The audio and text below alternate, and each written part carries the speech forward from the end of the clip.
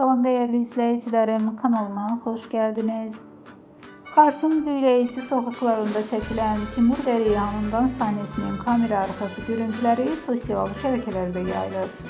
Taş yollarında akın akın üzülesi Arıtürk'ün çekildiği bu dizinin kamera arkası görüntülerini sizlere təqdim edirik. Buyurun izleyin.